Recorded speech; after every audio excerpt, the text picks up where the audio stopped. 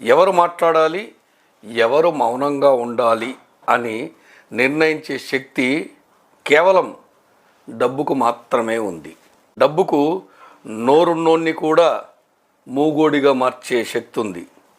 సంతోషానికి డబ్బు అక్కరలేదు, కానీ నేటి సమాజంలో మర్యాద పొందాలంటే మాత్రం డబ్బుండి తీరాల్సిందే. నీ దగ్గర డబ్బుంది కదా అని అనవసరంగా నోరు పారేసుకోకు. ఎందుకు పోతుంది, ఎలా పోతుంది అని మాత్రం అడక్కు. డబ్బుకున్న ఒక ఫార్ములా ఏంటంటే, డబ్బు రావడానికి చాలా కాలం పడుతుంది, కానీ పోవడానికి మాత్రం క్షణాల్లో జరిగిపోతుంది.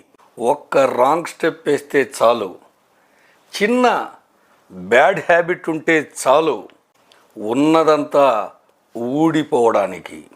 ఒక దశలో అన్నీ మన చేతుల్లో ఉండవు. కాలం ఎలా నడిపిస్తే అలా నడవాల్సిందే. అందుకే ఒళ్ళు దగ్గర పెట్టుకొని ప్రవర్తించు.